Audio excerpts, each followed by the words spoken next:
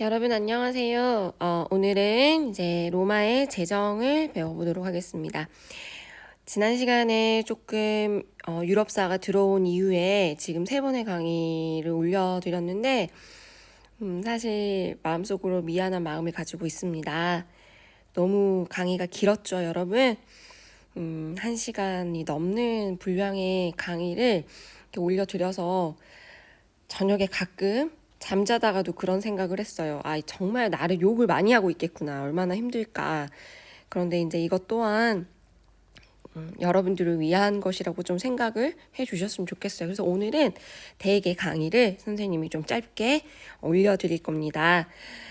코로나가 좀 잠잠해지지 않고 있어요. 계속해서 광주 지방에 확진자들이 많이 뜨고 있는데 이 시기를 여러분들이 위기를 기회로 만들 줄 아는 여러분이 좀 되셨으면 좋겠어요. 제가 언젠가 어떤 반에서 이런 말을 한 적이 있어요.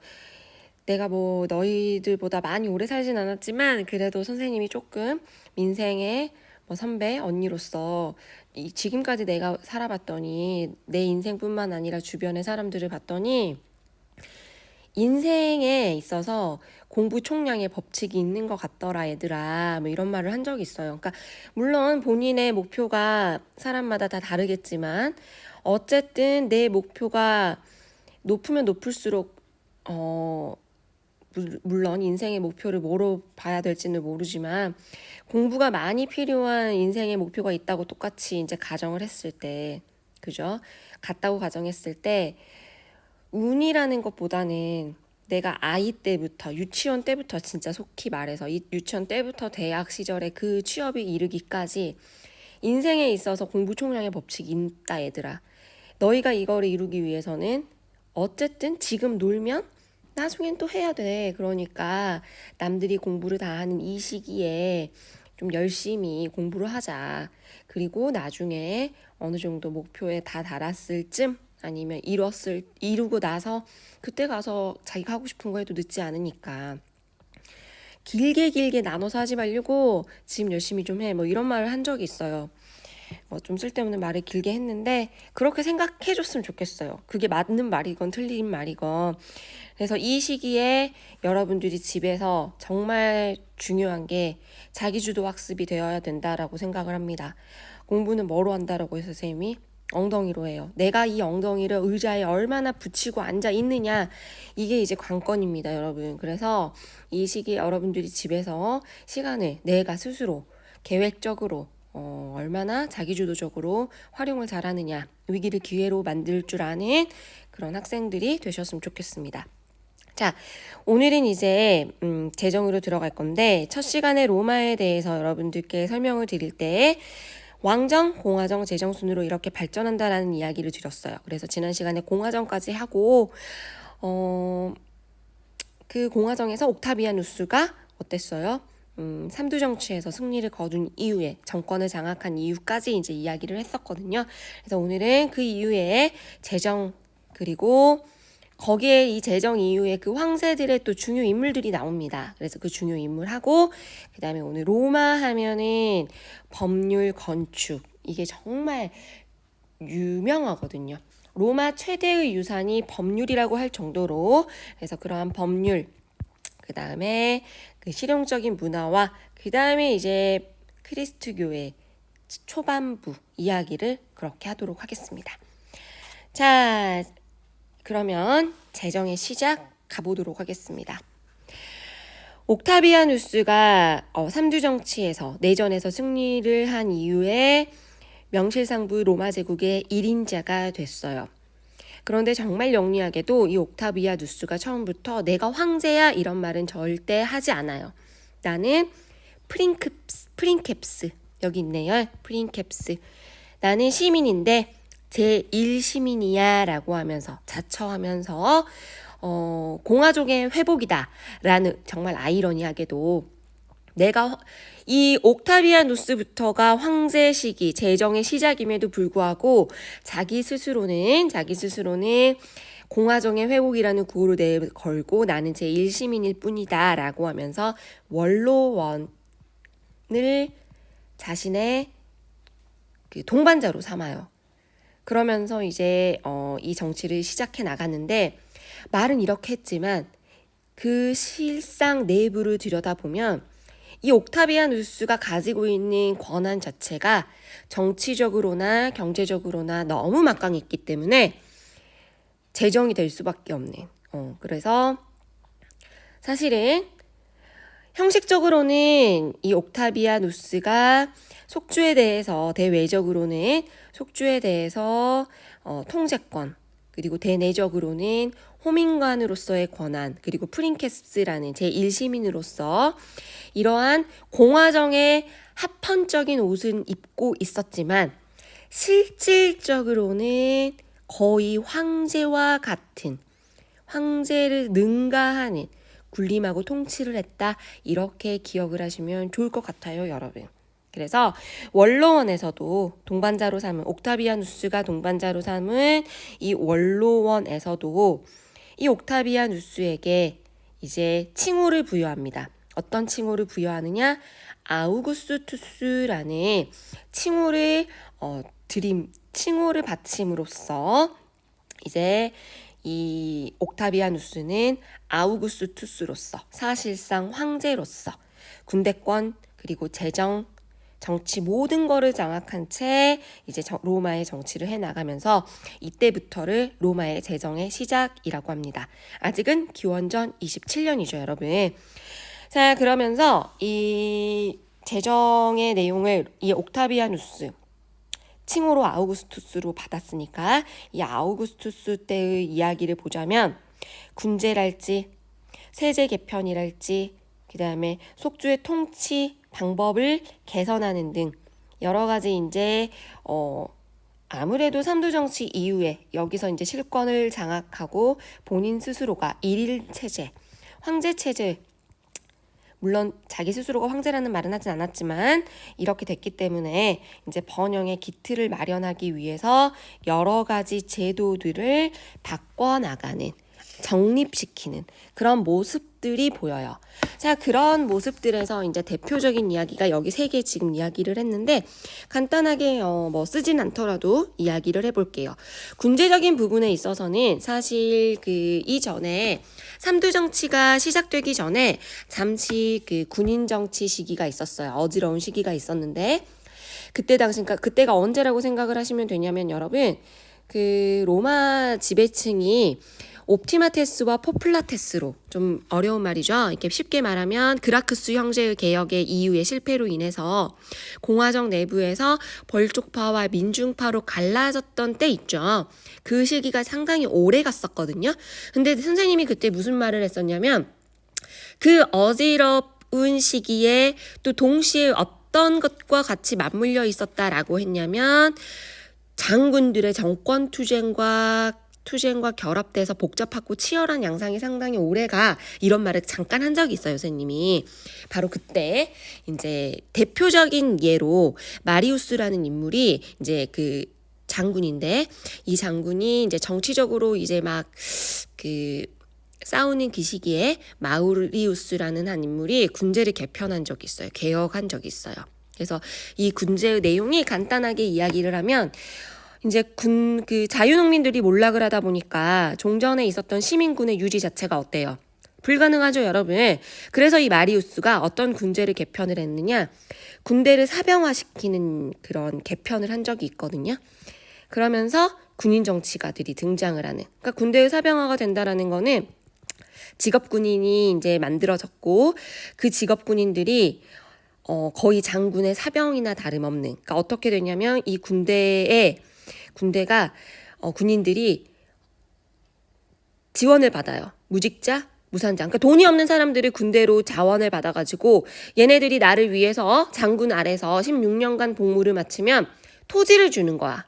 그러다 보니까 돈 없고 땅 없고 이런 사람들, 직업 없고 이런 사람들이 장군 아래서 16년 동안 그 군 장군을 위해서 열심히 일을 하고 그 이후에 지금으로 말하면 연금과 같은 그 토지를 지급받는 그런 일들이 있었거든요. 이때 이제 그때 그 마리우스의 군제 개혁이 한번 있었는데 이런 것들을 조금 더 발전시켜요. 이 옥타비아누스가.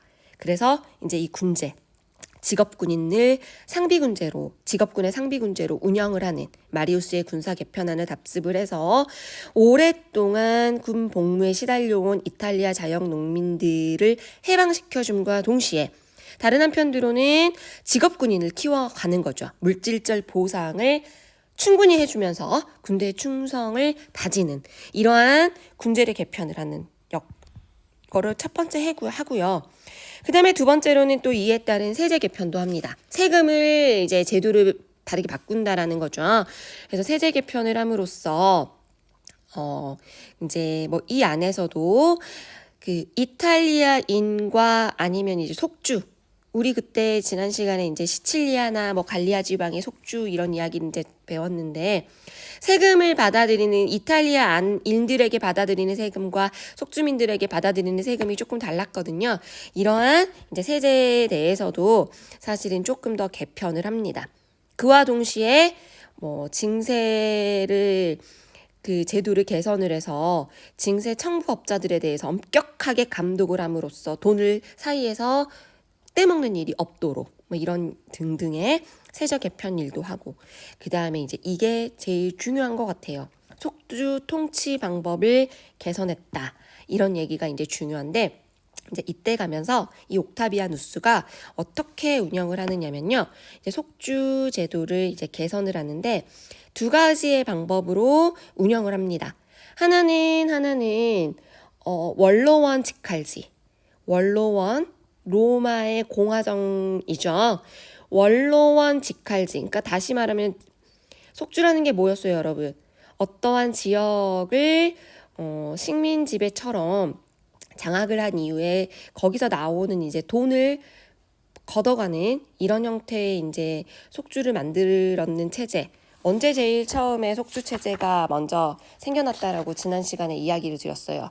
제일 먼저 그렇죠. 그 포에니 전쟁을 했을 때 가장 먼저 속주 체제를 처음 만들었었다라고 했죠. 그러면서 시칠리아 이 지방을 로마에서 처음으로 속주 체제로 만들었고, 시칠리아에서 이제 공무를 받음으로써 라티푼디움이 처음 시작됐다, 뭐 이런 말을 했었거든요, 여러분. 자, 어쨌든 그러한 속주 체제에 두 가지 방법으로 이제 운영을 하는데, 하나는 원로원 직할지, 그리고 하나는 황제 직할지. 이렇게 두 개로 나눠서 공무를 거둬요.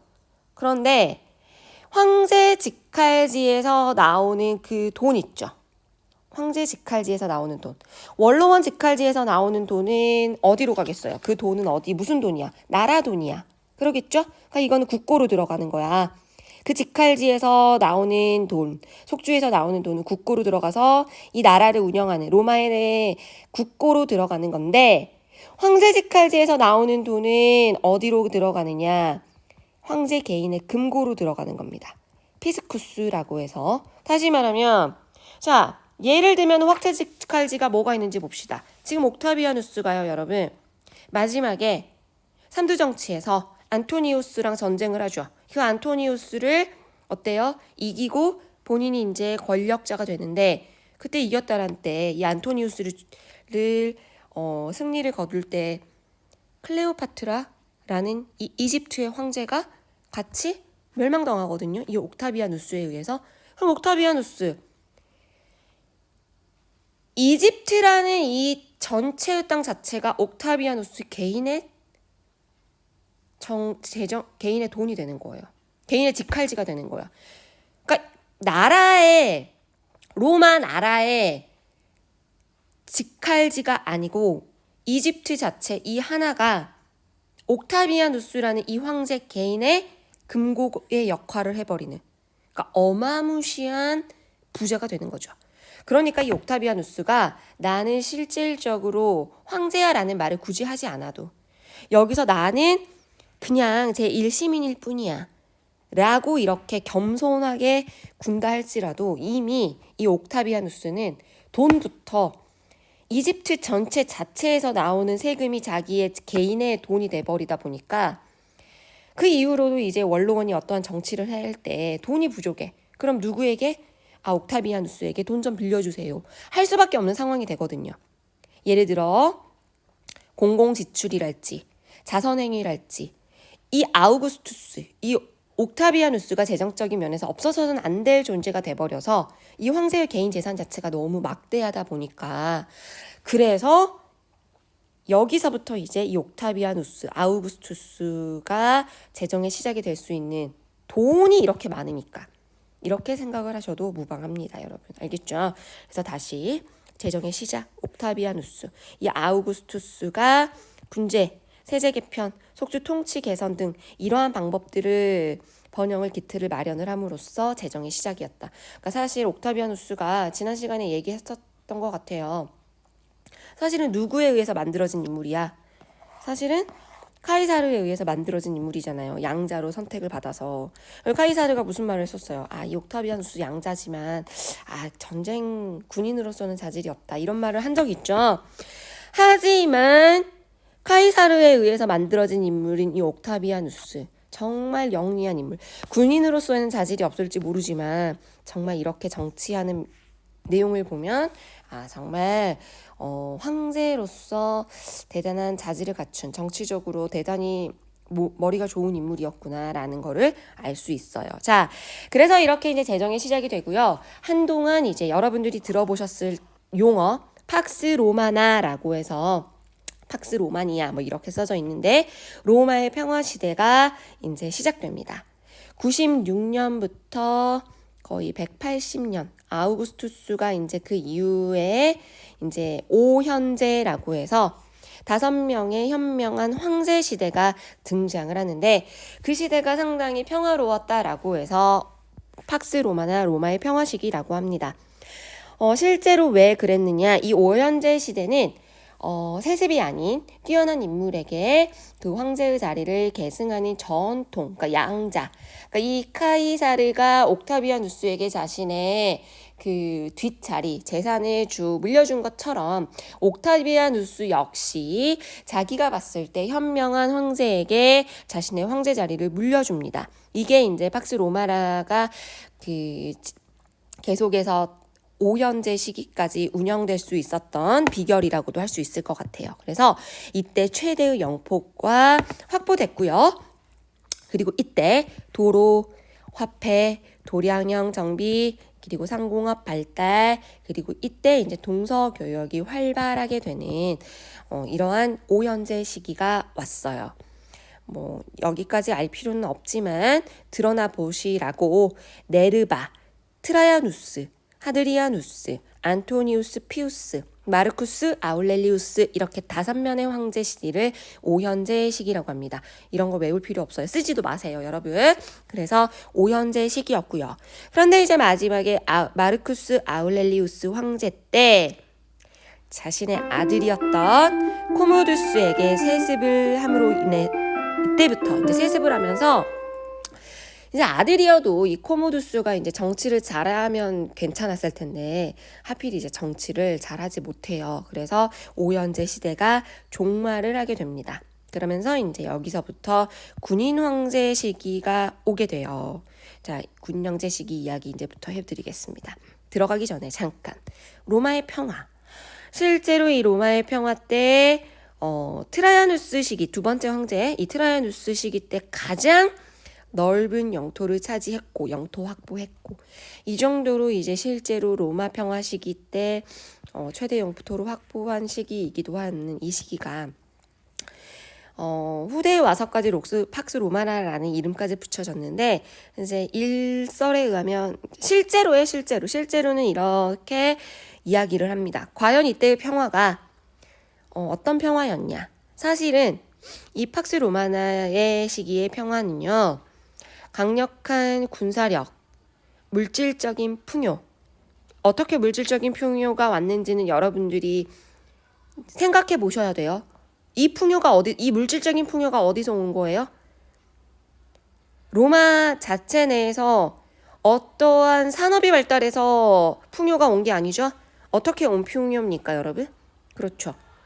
영토 확장과 같은 형태로 강력한 군사력에 의한 속주 체제에서 들어오는 그러한 곡물, 그러한 세금 이렇게 만들어진 풍요죠. 그리고 그래도 행정력이 완전히 바닥은 아니었어요. 행정력 자체도 뛰어났어요. 뛰어난 행정력. 그죠?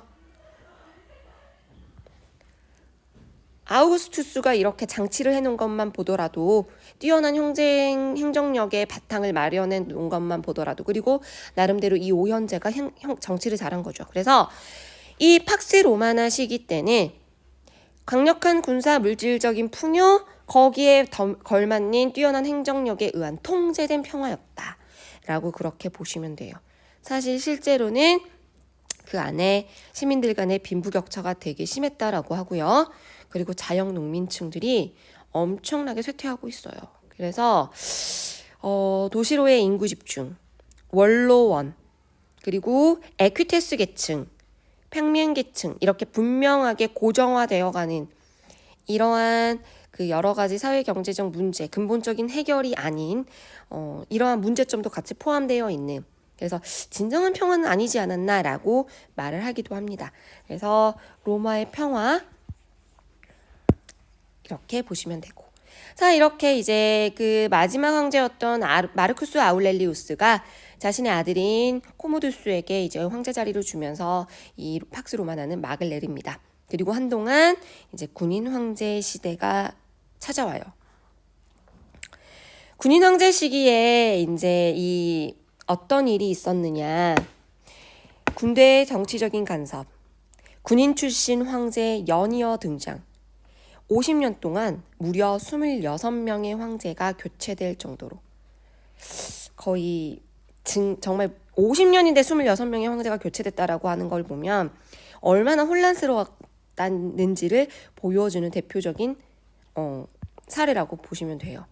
근데 또 하필 이 시기에 자신 군인 출신 황제가 이렇게 많이 교체됐던 정치적인 혼란의 이유도 있었지만 그 외에 이민족들의 잦은 침입도 하나의 이유가 돼요. 이때 이제 서서히 들어오는 다음 시간에 배우는 게르만족. 게르만족이 이제 이 서유럽 지방을 정복을 하면서 프랑크 왕국이 세워지면서 로마 이 유럽이 이제 서양사가 중세로 가는데 게르만이 이제 잦은 침입이 이제 게르만족들이 이 로마에 계속해서 잦은 침입 플러스 이때 당시에 오른쪽에 사사왕조 페르시아가 강력한 정치적인 세력을 이루고 있어요.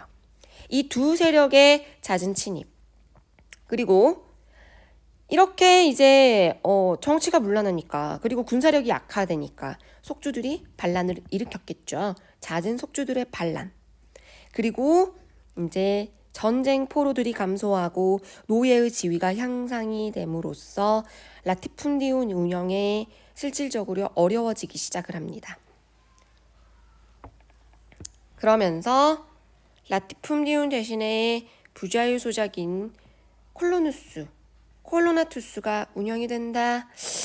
이제 이 이야기를 선생님이 이제 좀 자세히 여러분들에게 해드릴 필요가 있어요. 이제 조금 어려운 이야기이기도 하지만 긴 이야기이기도 하지만 한번 이해하면 여러분들이 이제 쉬우니까 조금 시간이 소모되더라도 이야기를 우리가 한번 해보도록 하겠습니다.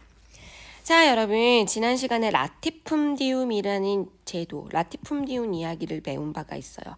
여러분 라티푼디움이 뭐예요? 라티푼디움이 뭡니까? 한번 생각해 보세요. 대농장, 라티푼디움이라는 것이 무엇이냐? 어디서부터 가야 되냐면 공화정 말기의 사회 이야기를 할 때 선생님이 자세히 한번 해드린 적이 있어요. 자, 공화정 말기가 되면은 노빌레스 계층, 에퀴테스 계층이 등장을 해요.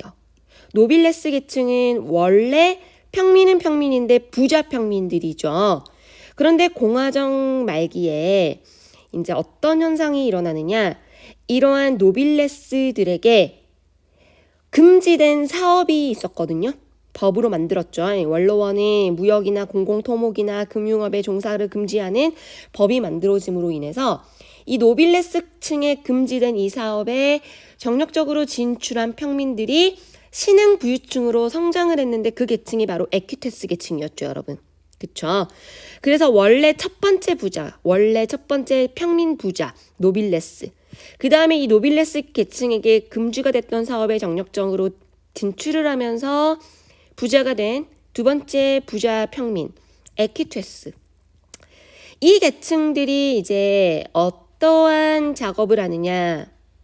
이탈리아가 지금 현재 그때 당시에 계속해서 내부적으로는 어려웠을지 몰라도 사회 문제가 있음에도 불구하고 로마가 성장할 수 있었던 것이 강력한 군사력을 바탕으로 속주들을 만들어 갔거든요. 땅 따먹기를 하고 있었거든요. 그러면 그 속주에서 뭐가 들어와요, 여러분? 세금이 들어오죠. 곡물이 들어온단 말이야. 값싼 곡물. 그렇죠. 그 다음에 또 두 번째로 뭐가 들어와요? 노예가 들어오거든요. 노예. 그렇지, 여러분. 그래서 이 부자 계층들이 이 노예 노동에 입각한 대농장을 경영하는 형태가 등장을 했어요. 그게 바로 라티푼디움이었죠. 이 라티푼디움이 그때 당시에 하나의 사회적인 문제였어요. 그들의 입장에서는 대단히 부자가 될 수 있는 길이었고 상당히 편하게 땅 따먹기 한 땅을 사가지고 이 땅의 노예들을 사가지고 그 농사를 짓는 라티푼디움, 개인에게는 대단히 좋은 라티푼디움 제도였지만 로마 그때 당시의 사회 문제의 가장 첫 번째 문제가 돼버리는, 왜냐면 라티푼디움이 유행하게 되면서 뭐가 몰락을 했어요, 여러분. 자영농이 몰락을 했거든요. 그죠? 그래서 그때 당시 라티푼디움이 유행을 한다라고 하면서 라티푼디움 이야기를 했어요. 그런데 지금 이제 무슨 이야기를 하고 있는 거냐면 여러분, 더 이상 로마가 땅 따먹기가 불가능한 상황이잖아. 그 말은 속주가 이제 더 이상 늘지 않고 있어요. 땅이 더 이상 늘지 않고 있다라는 이야기야. 그러면 동시에 노예도 이제 한정적으로 더 이상 늘지 않는 거야, 노예가. 그러다 보니까 노예가 더 이상 늘어나지 않고, 그리고 더 이상 땅을 사서 라티푼디움을 경작할 땅도 사라지고 있어. 그러다 보니까 이 라티푼디움이 서서히 운영이 어려워지는 모습을 보이는 거야. 그지, 여러분? 자, 그러한 상황 속에서 이제 새로운 이 제도가 생겨야겠죠. 그게 바로 이제 이 콜로누스제예요. 이 콜로누스제는 이따가 제가 디오클레티아누스 이야기할 때 더 자세히 할 건데 지금 먼저 할게요. 지금 하겠습니다. 지금 나왔으니까 이왕. 자, 그럼 이 콜로누스 제도는 뭐냐? 어떤 제도냐? 자, 이 콜로누스 제도라는 거는 이따 배우는 황제 중에 디오클레티아누스라는 황제가 나타났는데 이 디오클레티아누스가 만든 제도예요. 이 제도는 뭐냐? 새로운 세제 개편에 의한 제도인데 지주들이 세금을 거둘 거 아니에요. 세제를 개편하는데 이 디오클레티아누스가 세제를 먼저 개편을 해서 나타난 이 현상인데, 사실은 세제를 어떻게 개편했냐? 이 세금을 토지세랑 인주세를 결합을 해가지고 이 토지세를 이제 걷어들이는데, 만일에 그러니까 이제 이 세금도 어떤 세제였냐면 남자 1인이 경작할 수 있는 토지를 딱 삼아가지고 여기에 대해서 돈을 걷는 거예요. 그런데 이 세금을 납부할 사람이 없을 때 인접해 있는 지주나 인접해 있는 농민들에게 걷어버리는 그런 이제 세제 개편의 일이 일어났거든요. 이 디오클레티아누스 때. 네, 그때 가서 더 자세히 이야기를 할게요. 그러면서 이제 이 지주들이요, 이 세금을, 자기가 내야 될 세금을 소작인이나 소농들에게 전가하는 거예요. 그러자 이 소농들이나 이 소작인들은 땅이 있는 것 자체가 오히려 더 부담스러워져 버리는 현상이 등장을 하는 겁니다. 왜? 내가 토지를 가지고 있으면 이 토지에 대해서 돈을 내야 되거든. 그러자 토지를 포기하는 일이 생겨요. 그러자 토지를 포기하지 못하게끔 이 토지에 소작인이나 총민들을 결박시켜요. 결박. 너 포기하지 마. 이 땅은 네 땅이야. 다시 말하면 네 땅이니까 뭐 내라는 거야? 돈 내, 세금 내. 이렇게 되는 거죠. 그리고 또 다른 한편으로는 결박을 이제 하게끔 제도로 만들어 버리니까 이러한 과중한 징세랄지 과중한 징집 이런 걸로부터 이제 보호받기 위해서 스스로 자유를 포기하고요. 대지주에게 나 좀 보호해 주세요라고 구하는 소농과 소작인도 생겨날 정도로 이때 당시 이 사회 문제가 대단히 심각해졌어요. 그래서 심지어는 농민과 그 소작인이 아닌 노예까지, 이 노예에게까지 토지를 줘서 소작료를 물게 하는 거의 이게 이제 콜로누스 제도인 거죠. 다시 말하면 토지에 결박시킨 예농적인 소작제, 이거를 콜로누스제라고 보시면 됩니다. 그러니까 이 콜로누스제는 노예는 아닌데 거의 노예와 유사한 제도라고 보시면 될 것 같아요. 거의 노예와 같은 제도. 실제로 노예에게 토지를 줘서 세금을 물기도 했고. 자, 다시 정리할게요. 라티품디움이라는 이 형태의 대농장 경영이 불가능해지자, 이게 이제 불가능해지자 부자유 소작인이라는 콜로누스에게 땅을 줌으로써 땅을 묶는 거지. 실제로 농민에게 주기도 했고, 아니면 이제 원래 가지고 있는 농민을 토지를 팔지 못하게끔 결박시키기도 했고, 실제로 노예에게 이 땅을 주기도 했고, 등등의 형태로 작은 땅을 주고 이 땅 세금 내라고 묶어버리는, 세금을 걷기 위해서 이 인물에게 소작이긴이 됐든 소농이 됐든 노예가 됐든 토지를 묶는, 그래서 이들로부터 세금을 받는 이러한 제도가 바로 콜로누스제라고 보시면 됩니다. 알겠죠? 자, 그래서 다시 군인왕제 시대 때 어떤 형태가 나타났다? 어지러운 국정문란, 이민족의 잦은 침입으로 인하여 전쟁 포로들도 감소함으로써 라티품디움 운영이 어려워졌고, 그와 동시에 이제 서서히 콜로누스제가 운영이 되기 시작했다라는 이야기입니다. 콜로나투스가 운영이 되기 시작했다, 이 이야기입니다. 알겠죠? 부자유 소작인들이 등장하기 시작했다, 이런 말. 알겠죠? 그러면서 이제 이 콜로누스제가 언제 어떻게 만들어졌는지를 이따 이야기를 할게요. 자, 여기서는 이 정도로만 합시다. 로마 평화 팍스 로마마 5현제 시기 끝났고 군인왕제 시기 등장을 했고, 이 군인왕제 시기 때 라티품디움 운영이 어려워짐으로써 부자유 소작인이 서서히 등장하기 시작했다라는 거. 알겠죠? 그러면서 이제 다시 디오클레티아누스 왕제, 콘스탄티누스 왕제, 테오도시우스 왕제, 이 세 명의 왕제를 배울 거예요. 3세기 말, 4세기 초, 4세기 말. 어떻게 보면 되냐면요, 여러분. 로마의 평화가 있었는데 잠시 군인왕제 시기, 로마의 평화가 무너지는 시기, 서서히 쇠퇴가는 시기. 그런데 다시 한번 이거를 중흥시켜 보려고 디오클레티아누스 왕제, 콘스탄티누스 왕제, 테오도시우스 왕제 3세기, 4세기에 거쳐서 이 무너져가는 로마의 어지러운 상황을 어떻게 한번 중흥시켜 보려고자 노력했던 3명의 황제가 나오거든요. 그 황제를 배우고 이제 다시 한번 로마에 대해서 로마의 중흥을 배우고 로마가 멸망하는 이 이야기를 하려고 합니다. 자, 그 시기에 등장했던 3명의 황제, 디오클레티아누스 왕제, 콘스탄티누스 왕제, 테오도시우스 왕제. 자, 그럼 디오클레티아누스 왕제부터 가겠습니다. 전제군주대를 이제 도입을 했어요, 이 황제 때. 그리고 이 황제 때의 특이한 케이스가 제국을요, 크게 2개 동서로 나누고 이 안에서 주황제, 부황제, 이 안에서도 황제, 부황제 이렇게 4개로 분할을 해서 통치를 했대요.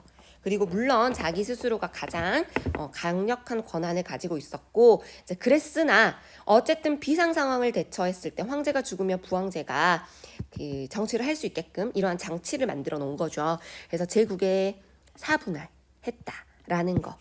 디오클레티아누스 황제 너무 은근히 중요한데 이야기 좀 더 자세히 할 거예요. 넘어갑시다 우선.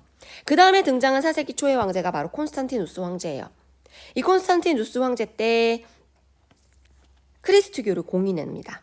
그리스도교가 이전에는 대단히 박해를 받았어요. 특히나 이 디오클레티아누스 황제 때 엄청나게 박해를 많이 받았거든요. 근데 이랬던 이 그리스도교가 콘스탄티누스 때 드디어 인정을 해줍니다. 아 그래 믿어도 돼. 밀라노 칙령에 의해서 그리스도교 믿어도 돼 라고 하면서 공인을 받았고요. 이 황제가 자신의 이름을 딴 콘스탄티노폴리스로 천도를 해요. 그 다음에 이 콘스탄티노폴리스는 여러분들이 이미 많이 알고 계셨던 그 비잔티움 제국의 수도이기도 했던 그곳입니다. 그 다음에 콘스탄티노폴리스 자신의 이름을 딴 그곳으로 천도한 이후에 테오도시우스 왕제 4세기 말 때 이 공인했던 그리스도교를 급기야 국교화까지 하는 그러한 일이 있었거든요. 그래서 이 3명의 황제 그렇게 여러분들이 기억을 하시고요. 이 테오도시우스 황제가 죽은 이후에 이제 로마가 동과 서로 분리가 됩니다. 동서로 분리가 되고 이 동로마 제국은 이제 계속해서 비잔티움 제국으로 계속해서 이제 성장을 하는데 이 소로마 제국이 먼저 게르만을 아까 계속해서 이제 게르만이 침입을 했다라고 했죠. 이 게르만이 침입을 함으로 인해서 476년에 멸망해요. 그리고 1000년 이 동로마는요 비잔티움 제국은요 무려 1000년을 더 살아갑니다. 그래서 이제 다음 시간에는 뭘 배우느냐? 소로마가 476년에 먼저 이 게르만에 의해서 멸망당한 이후에 게르만족에 의해서 이 서유럽 쪽이 서로마 멸망 이후의 이야기를 먼저 배울 거예요. 소로마가 멸망한 이후에 게르만족에 의한 프랑크 왕국 이 이야기를 배울 거고 그 이후에 동로마 1000년을 더 살았다라고 했죠. 비잔티움 제국 그 이후에 동시에 비잔티움 제국 같이 존재했겠죠. 이 이야기 배우고 이렇게 역사를 이제 배워갈 겁니다, 여러분. 그래서 이제 소로마가 멸망을 하면서 오늘의 역사 이야기가 끝나는데 자, 여러분 디오클라티아누스 황제를 선생님이 조금 더 공부를 해야 된다라고 했죠. 그래서 디오클라티아누스 황제 조금 더 자세히 이야기를 해볼게요. 이 디오클라티아누스 황제 때 이제 드디어 전제군 주정, 제국의 중심을 동로마로 옮기면서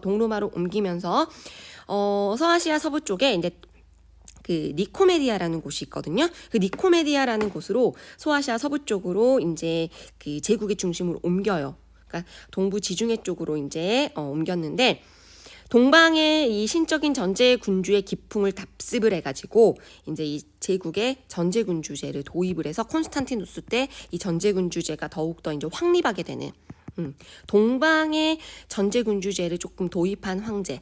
확립한 황제 그렇게 보시면 될 것 같습니다. 그리고 아까 말씀드린 것처럼 제국을 4개로 분할을 해요. 그래서 2사람의 황제 그리고 그 밑에 각각의 부황제를 둬서 행정적으로 이제 4개로 구분을 합니다. 물론 디오클라티아누스가 제국권에 장악을 했겠죠. 자, 그런데 이 디오클라티아누스가 계속해서 입이 꼬이네요. 월요일 아침은 꼭 이러더라고요.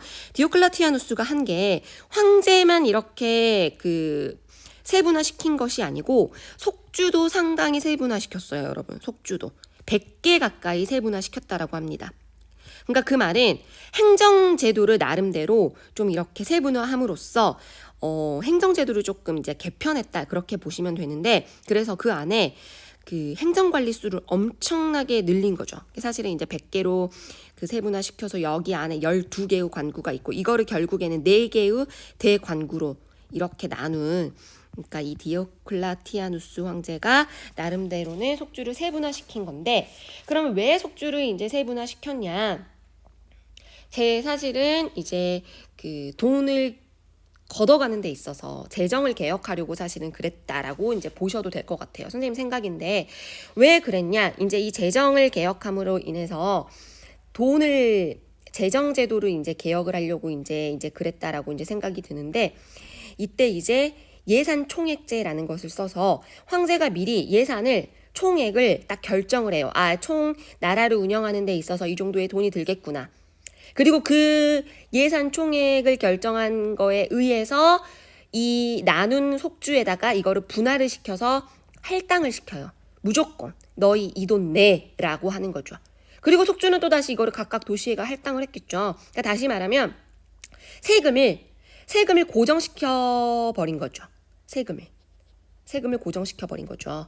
그러다 보니까 여기에 맞춰서 새로운 세제에 의해서 이제 어떠한 세제 개편안이 나오느냐? 남자 1인이 경작할 수 있는 토지를 만들어 가지고 이 세금을 걷어들이는 세제 개편안이 만들어지는 거죠. 그래서 이게 이제 아까 말한 콜로누스제와 연결시키려고 제가 이렇게 긴 이야기를 하는 겁니다. 예산총액제를 만들어서 할당을 시켰고, 그러다 보니까 이 속주 내에서는 정해진 돈을 세금으로 나라에 내기 위해서 세제 개편을 하게 됐는데, 새로운 세제의 내용을 들여다봤더니 남자 1인이 경작할 수 있는 토지를 삼아서 그 세금을 거둘 수 있게끔 걷어들이려는, 그러니까 토지세랑 인두세랑 이제 결합했다 이렇게 보시면 되겠죠. 그런데 아까 어쨌어요, 여러분? 지주들이 이 세금을 소작인이나 소농에게 전가시켰죠. 그러자 이들이 또 토지를 포기하는 현상도 생기고, 그러니까 또 이들을 어떻게 했어요? 토지에 결박시켰죠. 포기하지 못하게끔. 기억하시죠?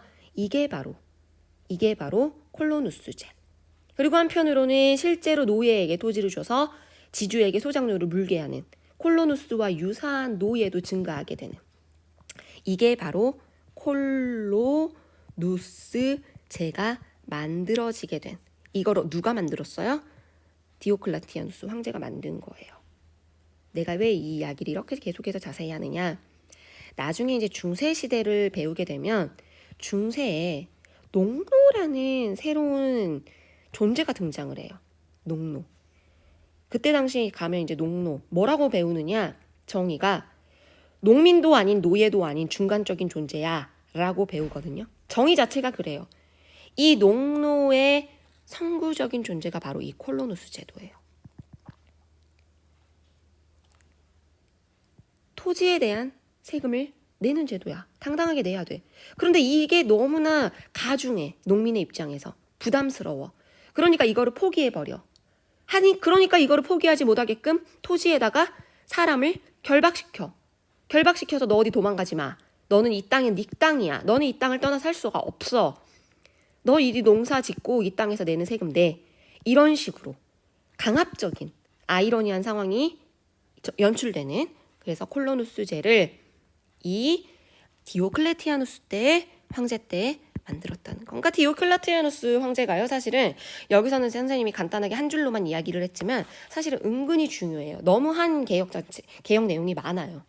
개혁 내용이 너무 많아요. 심지어는 군대 정치 개입을 방지하기 위해서 당연한 거겠지만 이 군인 황제의 어지러운 시기를 정리하고 이제 이 사례가 있기 때문에 문무직책을 엄격하게 구분을 해가지고 속주의 총독이 행정권이나 군대 지휘권을 겸유하지 못하게 하는, 그러니까 속히 말하는 민정과 군정을 분리시켜버리는 이러한 제도까지 만들 정도로 이 디오클라티아누스 황제가요, 이렇게 만들어 놓은 장치랄지 개혁 내용이랄지 뭐 행정제도랄지 이런 것들이 정말 많아요. 그래서 되게 중요한 황제라는 거.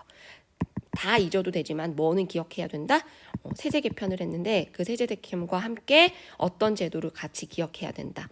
콜로누스제를 같이 기억해야 된다. 이 이야기 제가 하려고 하는 겁니다. 그래서 이제 디오클라니스 황제 이렇게 기억하시면 되고, 아까 간단하게 이야기했지만 콘스탄티누스 황제, 크리스트교 공인. 이 이야기는요, 여러분, 이따가 그 크리스트교 성립을 하면서 제가 이야기를 할 거예요. 그래서 그때 제가 더 자세히 이야기를 하도록 하겠습니다. 그때 가서 이제 이야기를 해도 되니까 이거 간단하게 넘어갈게요.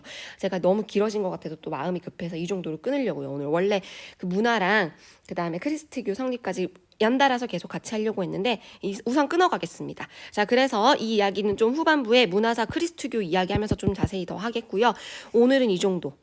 이번 시간에 이 정도로 마무리 짓도록 하겠습니다, 여러분. 고생하셨고요. 그 책에 대한 이야기 꼭 한번 읽어보세요. 성립과 발전.